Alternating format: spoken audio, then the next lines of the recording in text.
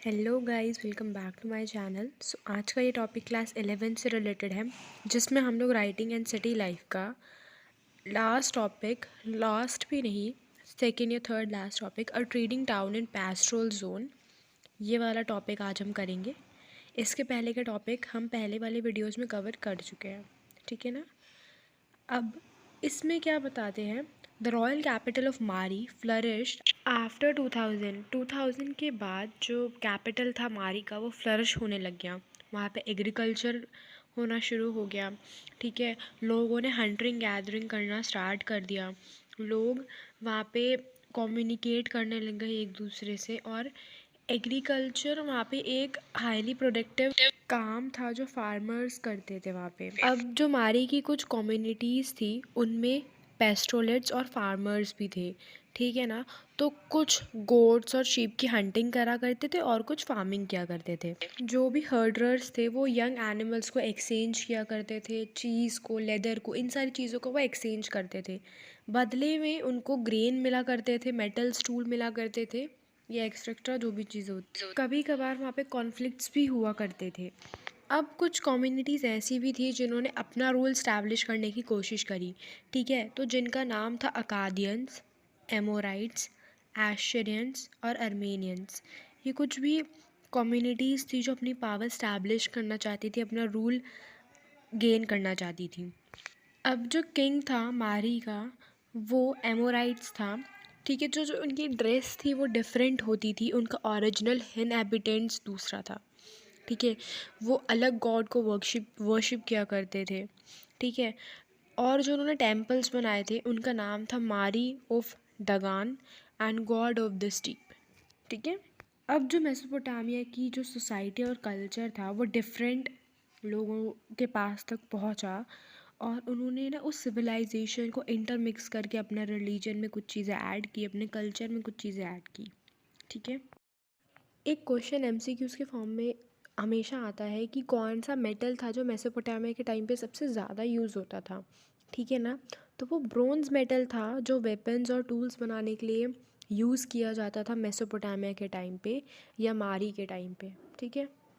अब हमारा दूसरा टॉपिक है वो है सिटीज़ इन मेसोपोटामियन कल्चर। तो एनमैकर के बाद जो रूलर बना था उर्क का वो था गिलगामेश। गिलगामेश ने एक हीरोइक अटेम्प्ट किया था, बट वो वहाँ पर फेल हो चुके थे। उसके बाद वो दोबारा उर्क में वापस आ गए थे। वहाँ पे एक फाउंडेशन बनी थी जिसमें जो भी फायर्ड ब्रिक्स थे उसको गिलगामेश ने एडमायर किया था, ठीक है। गिलगामेश की सबसे प्रोमिनेंट रिमाइंडर हमें इस टॉपिक में ये दिया गया है कि जो गिलगामेश थे उन्होंने 12 टैबलेट्स लिखी थी, ठीक है। तो ये एक मेसोपोटामिया के लिए बहुत बड़ी बात है कि एनमैकर ने डेवलप्ड करा था क्ले टैबलेट को, ठीक है। बट जो गिलगामेश थे उन्होंने 12 टैबलेट्स लिखी थी। अब जो हमारा टॉपिक आता है वो आता है द लीगेसी ऑफ राइटिंग, ठीक है। अब जो हमारा टॉपिक आता है वो आता है द लीगेसी ऑफ राइटिंग। इसमें ना वो लोग बताते हैं कि उन्होंने अपना कैलेंडर, अपना टाइम कैसे डेवलप करा, और जो भी उनकी राइटिंग की लीगेसी थी वो कैसे बनाई। जो ग्रेटेस्ट लीगेसी थी मेसोपोटामिया की, जो स्कॉलर्स ने वहाँ पे मैथमेटिक्स करना स्टार्ट करा, ठीक है। टाइम के हिसाब से उन्होंने टाइम को मैथमेटिक्स के हिसाब से total, divide, addition, subtraction, multiplication, ये सारी चीज़ें मेसोपोटामिया के स्कॉलर्स ने डेवलप करी। सबसे पहली चीज़ जो मेसोपोटामिया डेवलप हुई वो मैथमेटिक्स डेवलप हुआ था, जिसमें एडिशन, सब्ट्रैक्शन, मल्टीप्लिकेशन, ये सारी चीज़ें, कंपाउंड इंटरेस्ट, ये सारी चीज़ें वो लोग टैबलेट्स में सॉल्व किया करते थे, ठीक है ना।